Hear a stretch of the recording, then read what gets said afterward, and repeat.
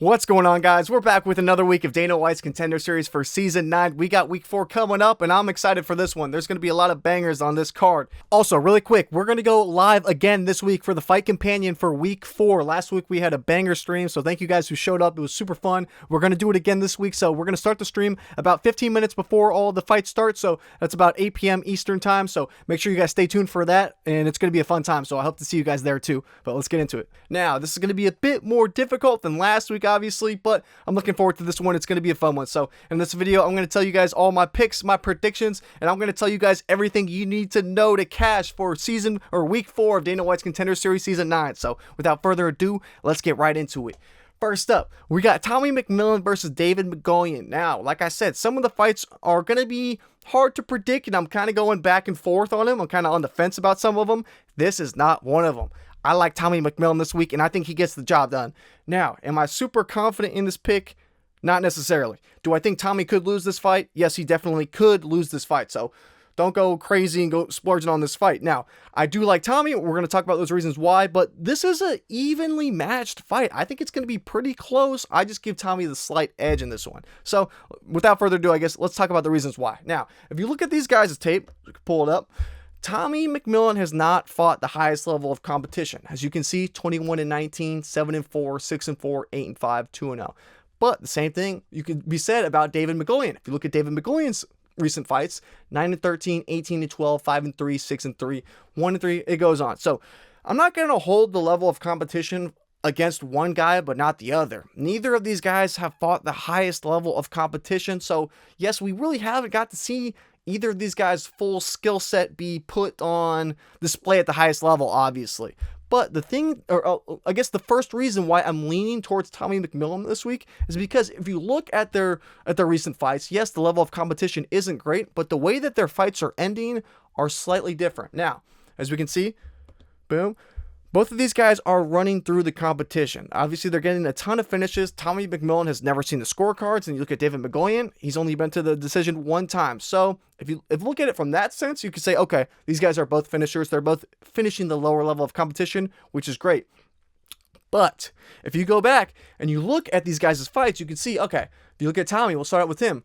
He is finishing these guys in almost under 2 minutes of the first round, which is insane. You can see under 2 minutes, just over 2 minutes, under 2 minutes, under 30 seconds, okay, this was just barely over 4 minutes, so that was just one longer fight than 2 minutes, under 2 minutes, and then you can't really tell with this one. So it's like he is running through guys in near under 2 minutes, and then if you look at David, yes, he's finishing people, but it's a bit longer. Just over 2 minutes, went to a decision, went to the second round, 4 minutes in round 1, 4 minutes almost towards the end of, almost started round 2, I guess, went to round 2, and then 2 minutes in round 1. So if you look at the way that they're finishing their fights, yes, I'm not saying this is a huge drastic point to make for Tommy McMillen. It's just a small detail I wanted to point out to. If you're looking at how dangerous either of these guys are, it seems to appear as if Tommy McMillen is the more dangerous fighter who can finish fights easier, because it's like if David was as dangerous, why wouldn't he go for those finishes earlier?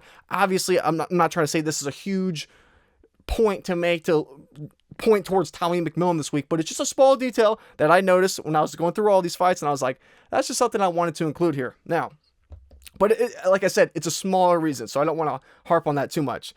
Now I don't want to say huge reason, but another small reason that I like Tommy McMillen this week is if you look at their ages. Now, Tommy McMillen is 27 years old, but David Mgoyan is only 21 years old. Tommy McMillen is coming in here with an additional 6 years of experience. That's noteworthy. That's something to talk about, because it's not like a 35-year-old fighting a 42-year-old or something, like a 30 fighting a 40-year-old. Like that, at that point, the age would hurt you. But in this example, the age is only going to help Tommy McMillen because he hasn't even reached his physical prime yet. So all this extra experience he has on his resume, it's going to help him. Yes, if you look at their pro records, you can see, okay, well, they've had the same amount of fights just about. But that doesn't really account for all the training that has been done behind the scenes. We know Tommy McMillen is either a 3 or 4 time state wrestling champion. So he's been training since he was 14, 15 years old, and that was when he was a state champion at 15, whatever years old. So this just goes to show he's going to have extra years of experience in the gym, whether it's wrestling, whether it's boxing, whether it's BJJ, whatever it is, he's going to have those extra years of training back him up in this fight. And I think that's something to talk about. That's something that's noteworthy in this, because David Mgoyan, he's very young at 21 years old. Who have we seen for 21 years old do well in the UFC? Hardly no one ever. You almost have to be like a prodigy to do that well at such a young age. Now, some examples, I kind of wrote these down. I had a couple of examples of young fighters that have done really well that I want to talk about. And if you think David Mgoyan is at this level, then I could see why you're backing him this week, but it just doesn't really do it for me. Now, like I said, some examples I had: Kevin Vallejos, he fought Jean Silva at 21 years old. Austin Bashi, now he's starting to kill it in the UFC at 23. Josh Van's looking great at 23. Raul Rosas Jr., 20. Muhammad Mukayev, 23. Those are guys that are even older than David Mgoyan, but those are like standout examples. Those are not the norm. That is not regular. That is not common. And what I've seen from David Mgoyan, it just he doesn't seem to be on that level. He just seems like, yes, he's good with the wrestling, but it's like, I wouldn't put him even close to that level from what I've seen so far. Yes, I think both of these guys could easily get into the UFC. I think they both can hang in the UFC. I just don't think David is quite there yet at only 21 years old. He needs more time. He needs more experience that Tommy McMillen has already had. And I think that's something to say, and that definitely points towards Tommy McMillen this week. Now, another point I want to make here, that is another kind of larger point. I think the last point about the experience is a pretty big one for me. And the second one, we'll switch you guys over, is the weight classes. Now, this is a featherweight bout, as you can see, from the featherweight bout at the top there. This is a featherweight bout. But the thing is, if you look at these guys' fights, we've seen Tommy McMillen, he has fought all the way down, where was it? He's fought all the way down to welterweight. He has fought at welterweight before. So that means this man can bulk up. He's going to be a big boy cutting down. Now, he's fought all the way down, as you can see, from bantamweight. You guys can see that. He's fought at bantamweight, but he likes to stick around lightweight. That's where he's been. His last 2 fights plus lightweight.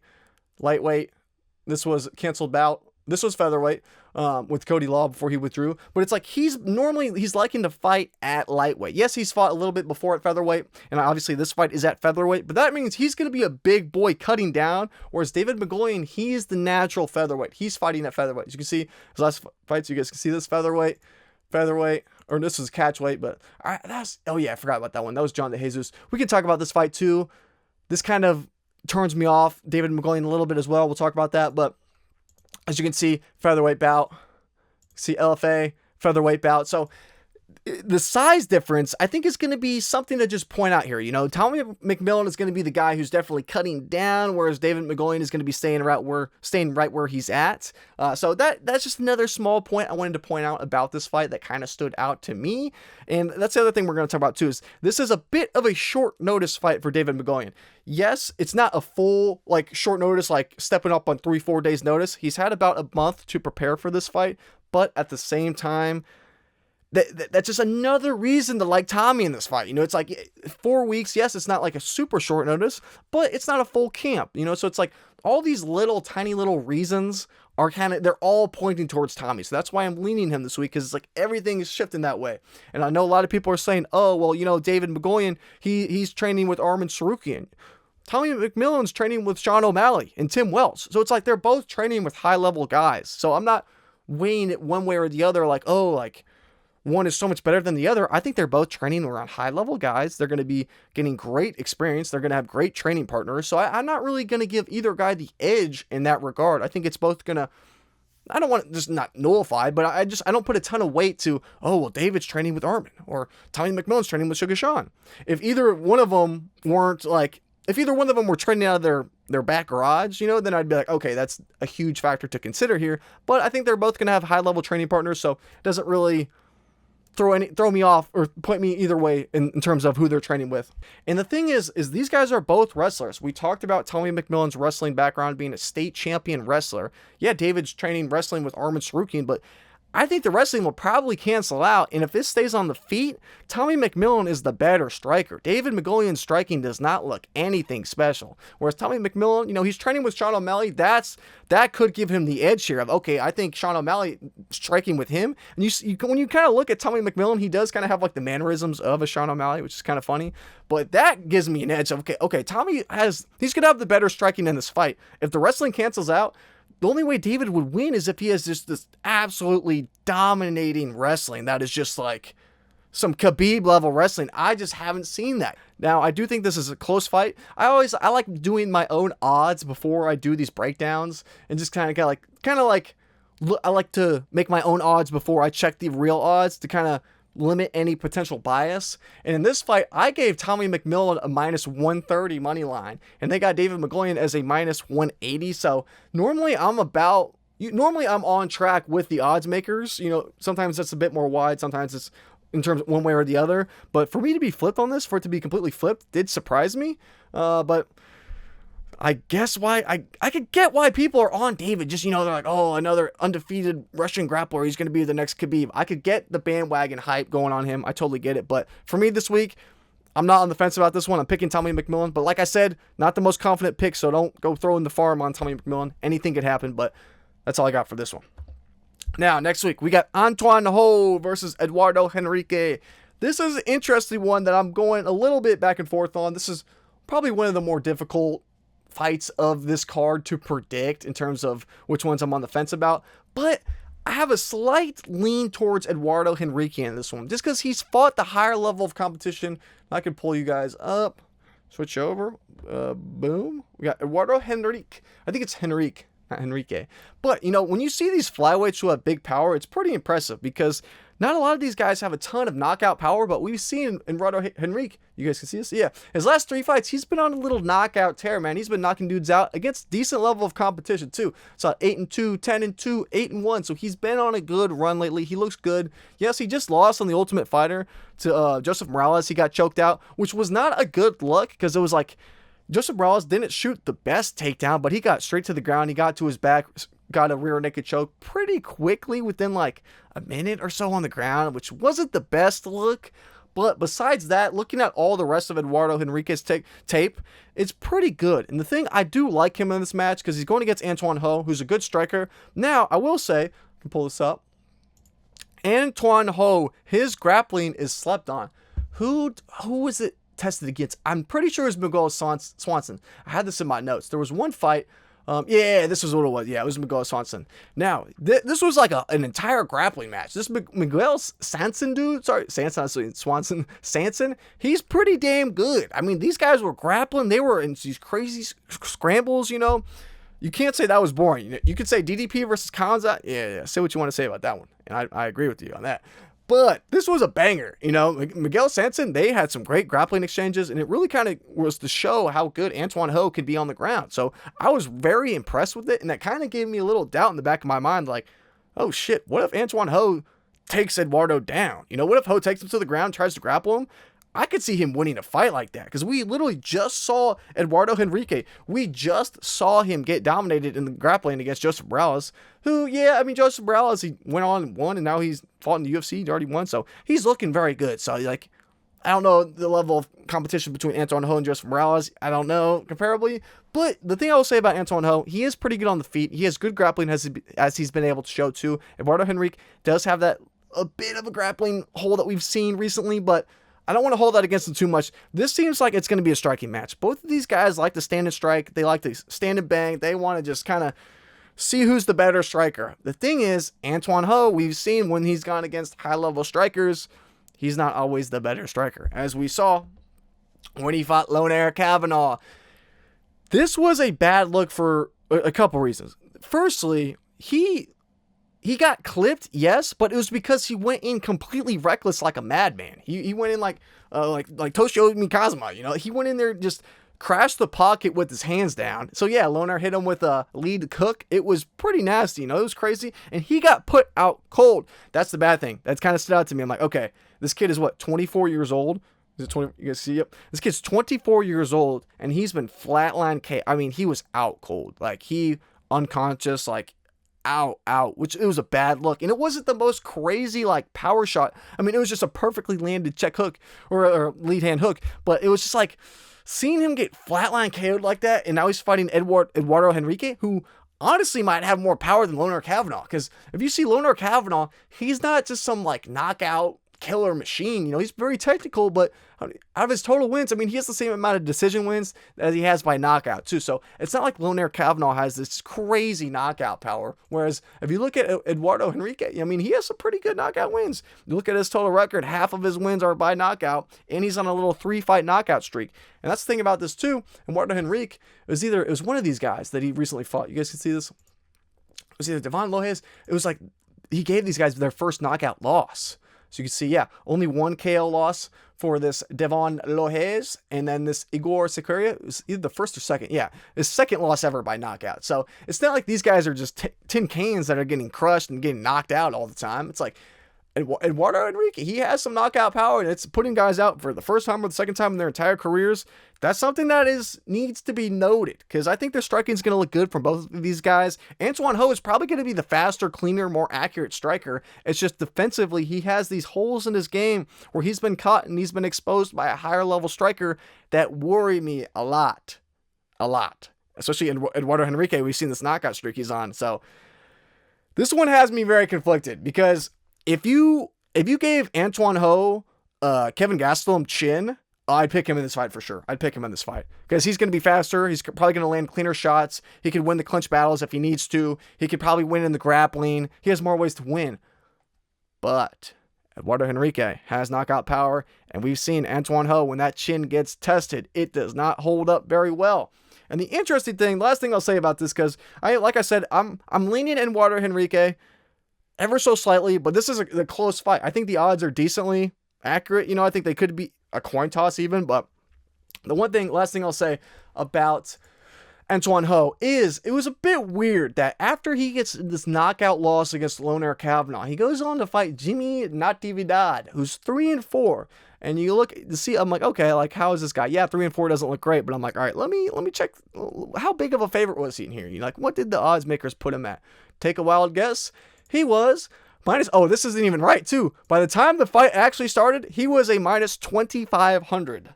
So I'm like, all right, yeah, you're going out and you're knocking out a Foot Locker employee in 16 seconds. That doesn't really do a whole lot for me, especially you got a knockout loss. So I get it. Sometimes guys probably need a little confidence boost. You know, sometimes they need to get back in the zone. They need a win to just get back on the right track.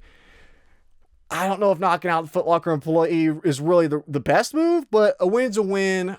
You got to take him. But at the same time, it's not like An Tuan Ho is going against another killer and looked amazing. He just got put out by decent level competition after he's fighting 3-2, 2-1, 9-9. Not high. The Miguel Sanson, that was a good win. But some of these other ones, like, I don't know. It's tricky. It's more so, I think An Tuan Ho is the trickier fighter to break down, because if it wasn't for that knockout loss, his striking's pretty clean. He's fast. He has power. So I think if it was just a straight boxing match, he could win. But it's just, I feel like if Eduardo Henrique, he could be losing this fight for 3 full rounds, but all it takes is one hit, one shot to put An Tuan Ho out. It kind of feels like Loner Kavanagh versus Charles Johnson. Picked Charles Johnson because I figured we've seen Loner Kavanagh's chin cracked, and we know that Charles Johnson, we've seen him crack Josh Van. You know, we've seen him knock out guys before that had never been knocked out. It's the same thing in Eduardo Henrique, like we talked about in this last 3-fight knockout streak he's on. One of those, he knocked a guy who had never been knocked out before, and we've already seen An Tuan Ho get put out cold. I mean, cold asleep by Loner Kavanagh. What, a year ago? Yeah, what was it? Yeah, August of 2024, a year ago. Yeah, on the Contender Series. So I would be very cautious on An Tuan Ho. At the same time, he's a very fast, great striker, and only 24 years old. His potential seems very high, but I'd be very cautious. The pick is Eduardo Henrique. Just it feels like a Charles Johnson, Loner Kavanagh. It feels like that part 2. So I got to go with Eduardo Henrique ever so slightly in this one. Now, switch you guys over. Boom. Next up, we got Mandel Nallo versus Samuel Silva. Oh boy. This is probably the hardest one for me to pick. I'd say this is the one that I'm torn on the most out of any of these. Yeah, I got the next one coming up. Yeah, this is the hardest one for me to pick out of any of them, because there's a lot of stuff to talk about. And I know this, I don't want to make this video super long, but at the same time, this one I could yap about. Now, the interesting thing about this fight is that the odds makers have not done a good job with either of these guys. They don't really know how well either of these guys are going to perform, which is a bit, I don't want to say worrying. It's just kind of interesting, honestly, above anything else. It's interesting. Now, What I mean by that is, let's see, Mandel Nallo, he is 2-2 as a favorite. He is won as a minus 275 and a minus 230 favorite, but he's lost as a minus 160 favorite 2 times. Now he's a plus 165 underdog. At the same time, if you look at Silva, it's even worse with him. Now, in Silva, let me see this. Let me pull it up. In 2023, he was a plus 275 underdog against Rodrigo Lidio and won. I know I'm saying that wrong too. It kind of surprised me. I was looking through these guys' tape. Sorry for a little off-topic rambling. But where is Samuel? When he fought Lucas Ribeiro. Oh, wait, no, sorry. Rodrigo Lidio. It's actually pronounced like Legio. I don't know. You can correct my pronunciation if it's wrong, but I think it's like they were saying like Legio. It kind of caught me off guard because it's a D. But either way, sorry, I digress. Now, the thing with Samuel Silva, like I was saying, in 2023, he was a plus 275 underdog against Rodrigo Legio and won. In 2024, he was a plus 130 underdog against Anderson Ferreira. I guess I can pull you guys up here. And in 2025, he was a plus 375 underdog against George Hardwick and won. He has won all these fights being an underdog, which is kind of crazy, especially in this last one too. I know this one, if you haven't seen this fight, it's actually pretty wild. 5-rounder fight. He gets called up on short notice. It was like, I don't know, a week or something. Plus 375 underdog. He cashes. He wins that. I forget. It was he was getting beat up early on in the first couple rounds. And the first 3 rounds were pretty close. To where you could have scored it for either guy early on. I think it was like either the second or the third round that was pretty decisive against Silva. Like he definitely clearly lost. I think it was probably the third or the second, I think. But I gave him I watched the whole fight. I gave him either the first or the third. I forgot. But the 4th and the 5th, he rocks this dude, and he starts to have a comeback. He starts to look great, and he really starts to ramp up the pressure and the pace, So it's like he's stepping up on short notice. He can go 5 rounds and win as a big dog. The cardio is not a question. Cardio is not a concern here at all. If he did it then, I have no doubt he can do it again. The thing is, though, is his chin. He's been clipped multiple times. Samuel Silva, he has been in some rocky spots. It was this fight, this Rodrigo Legio fight. He damn near gets put unconscious 3 times in the first round. If it was boxing, it would have been called. He had 3 knockdowns in the first round. It would have been called off. Which was not the best look. Not the best look. But at the same time, this dude's a dog. He is a killer. You have to literally kill this man. He almost reminds me of like a Brazilian, like Nate Diaz almost. He kind of has this like zombie style where like he's just going to keep walking you down. His face could be completely busted open. He's going to smile on your face and be like, come on, let's do some more. Let's see what you got. This dude, you have to kill him to put him out. You got to literally... You can't even separate him from unconsciousness. That's not enough because he's just going to wake up a second later and get right back in your face. This dude is a demon. He's a demon. So in terms of who's the bigger dog here, it's definitely Samuel Silva. But Mandel Nallo, don't underestimate him. As you can see on the graphic, I have 33/36 because different websites have his age as different things. Typology has him as 33, but ESPN has him as 36 years old. I don't even know how old this dude is, and I can't tell. It's kind of funny. Mandel Nallo, his nickname is Rat Garbage. Pretty interesting nickname. But kind of has the mustache is a bit interesting, but kind of goes into that nickname a little bit, but that's besides the point. This is a tough one because it's like Mandel Nallo should probably be the more technical striker and he should be able to have his way from distance striking. But Samuel Silva just finds a way to win these fights that he shouldn't be winning. He just finds a way to just barely get by. Now, if he gets put out and if he gets knocked down and he looks as shitty as he did against Rodrigo Legio, the fight should have been called. I mean, it damn near should have been called. That ref is kind of insane for that. So it's like, you could argue if he had that loss, who knows where he'd be at. This was a very good win, though. Anderson Ferreira, he knocked him down, too. He was hurt bad in that first round. He was definitely losing the first round, but he came back. Got a guillotine choke. This was really stupid, though. If you go back and watch Anderson Ferreira, he they get to an exchange where Silva's hurt. He shoots a takedown. They stand back up, and they finally get the distance where Ferreira wanted it. And then for whatever reason, Ferreira is winning on the feet. He's winning the striking exchanges. He shoots a takedown, and he shoots himself right into a guillotine.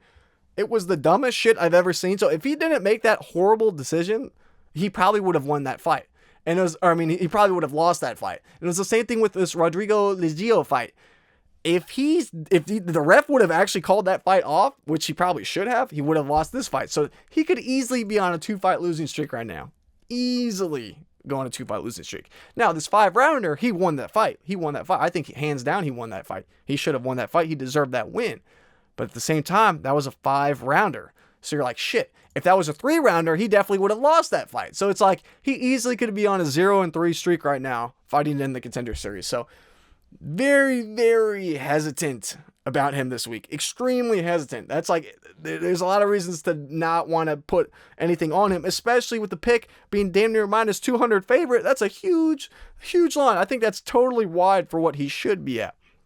The thing is, though, is styles make matches. So if you look at Mandel Nallo, yeah, he had a big career in Bellator early on where he's gone win-loss. But the thing is, his level of competition is actually pretty good. Because if you look, you guys can see it, he lost to Adam Piccolotti. And interesting about Piccolotti is he went to a split decision with Benson Henderson.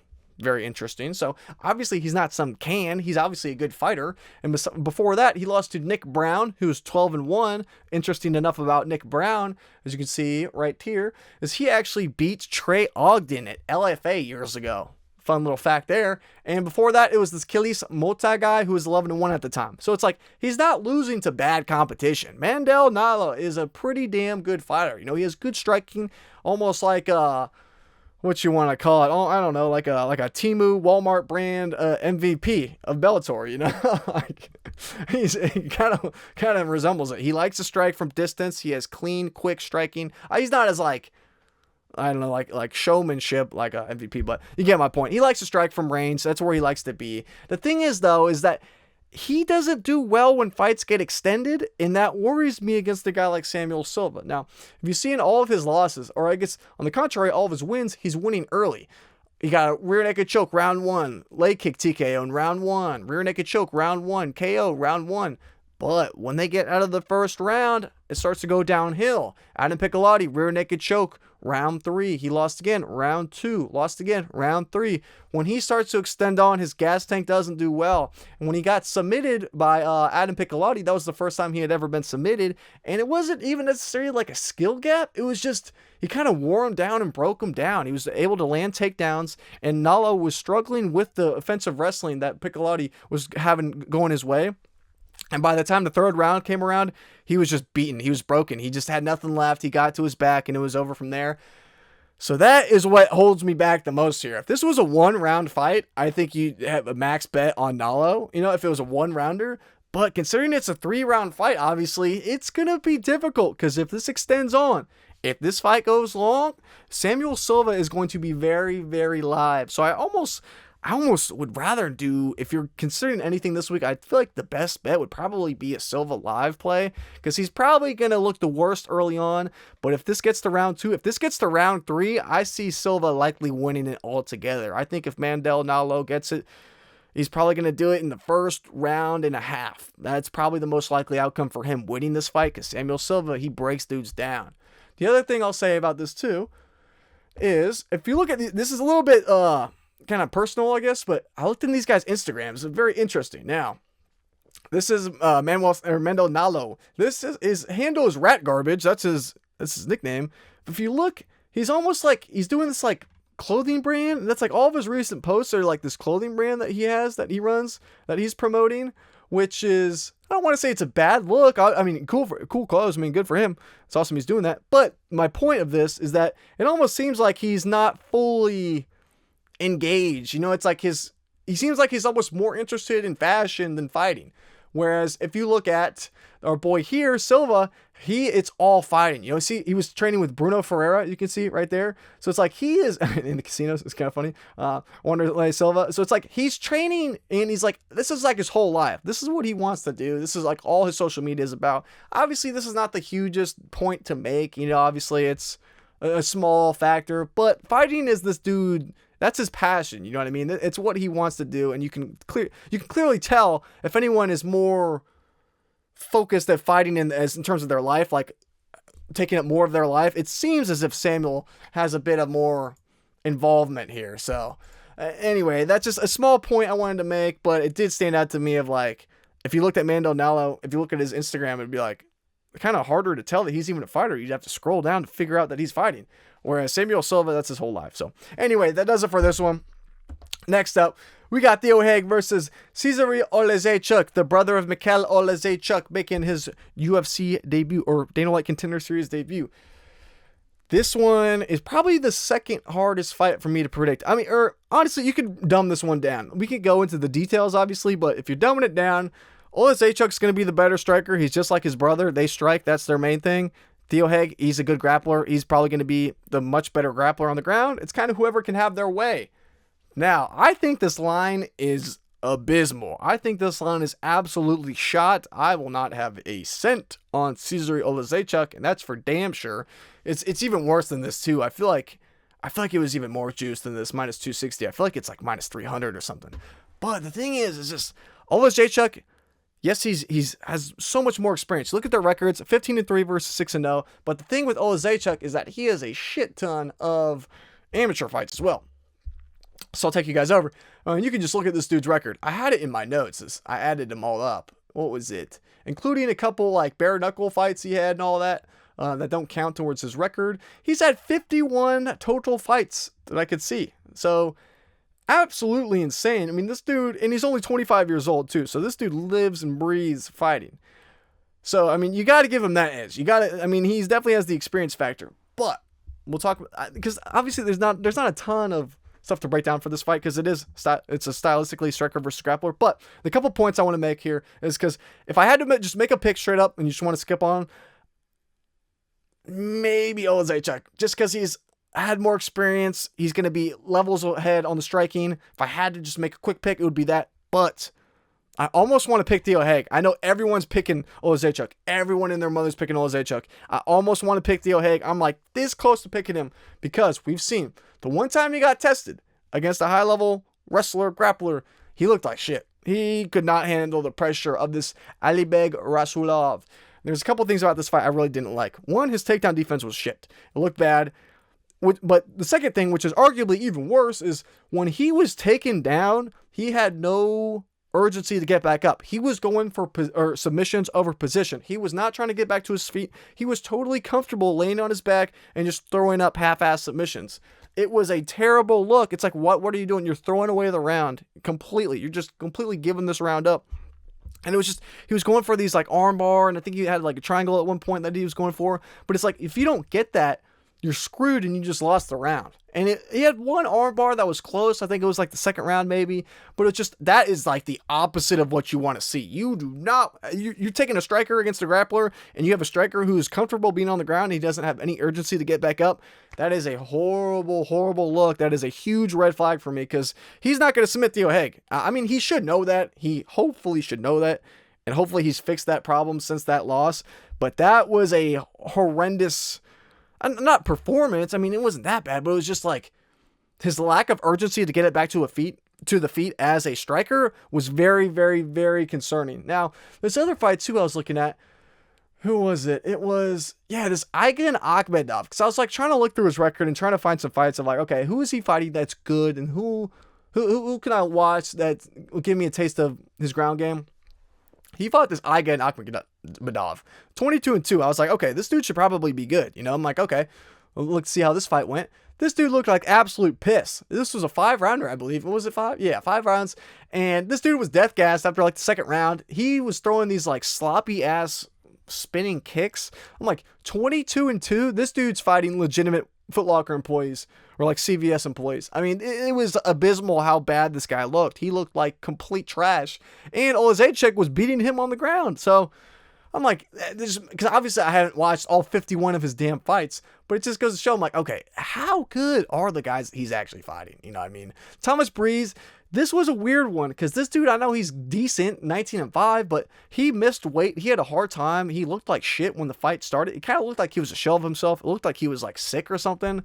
So I'm like, yeah, he put him out very quickly, but I don't know. Just something about Oleksiejczuk kind of rubs me the wrong way. Whereas with Theo Haig, yes, people kind of shit on him, kind of like McMillen and David dude. It's because they're like, oh, his level of competition is garbage. That's the thing, though. He's running through these people. Like you see, round 1, under 2 minutes, just about 2 minutes. This is the second round, but this Dylan DeBeats guy, this guy's actually pretty decent. I was looking at him. He's actually a decent fighter. Blair, 1 minute, 50 seconds, 3 minutes. So it's like, yes, the level of competition isn't great, except for this Dylan dude. This Dylan dude, I had something on him I wanted to talk about. I'm kind of blanking on it, though. But it's like, that was a good win. Dylan was he was an All-American D3 college wrestler. So although not the highest level, he was dominating him in the wrestling. He was dominating this Dylan dude. I mean, he was just making him suffer in the wrestling. So, and it's like, yeah, obviously he's not some crazy high level wrestler, but I mean, All-American D3 college wrestler, that's still very impressive, you know? It's still a decent wrestling base that you got to respect. So the fact that Theo Haig was really just having his way with him goes to show this dude can, yes, he has the crazy submissions, but he also has the good wrestling to go along with it that I think could easily overpower Oleksiejczuk. I think if he comes in here with a wrestling heavy game plan, I could see Theo Haig winning this. I would not be surprised at all if Theo Haig comes in here, gets an upset, and gets a submission win. I would not be surprised at all. I almost want to make him the pick. I'm like this close. If Oleksiejczuk just didn't have as much experience as he did, and he is training with the Fighting Nerds with his brother, and they've had a whole camp there. I looked at Oleksiejczuk's Instagram, and he was talking about how he was training with the main grappling coach of the Fighting Nerds. So I'm like, okay, this dude's likely spent his entire camp working on defensive grappling because the striking is going to be better. Gotta think that gives him a slight edge. I don't know. I'm so like, I almost want to pick Theo Haig. I think this should be a lot closer odds than it is. I think this is a trap of any fight. I would not bet against Theo Haig. We have not seen him have any adversity to stop him yet. So I might pick flip to Theo Haig. I just might do it. Not yet, but stick around for the video. We're going to live stream on Tuesday night, for this fight card. So might be pick flip by then, but we'll talk about that at the very end. But anyway, next up we got, because I'm going a little bit longer than normal, but lastly we got Jack Congdon versus Jean-Paul Lebosnoyani. Now this is the easiest fight of the entire night for me to pick. I think Jack Congdon is not good. This one's going to be a very short breakdown. Jack Congdon, not good level of competition. The Cage Titans, nothing too crazy there. In this fight with Jonathan Piersma, he looked like piss. He looked terrible. He was death gassed after the second round. At 7.5 minutes in, this dude, his cardio is a major problem. He just lets Jonathan get to his back, rear naked choke in the third round. It was not a good look. And when he's beating these earlier guys, I forget which one it was. It was one of these fights. I think it was the Zach Davis fight. The Zach Davis 9-6, nothing impressive.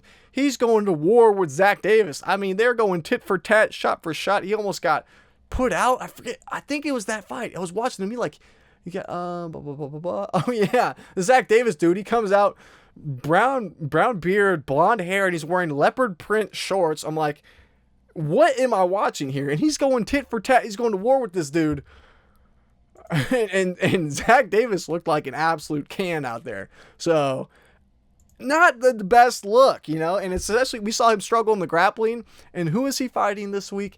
He's fighting Jean-Paul Lebosnoyani. His best attribute is his grappling. He has good cardio. The dude is a tank. He's a beast.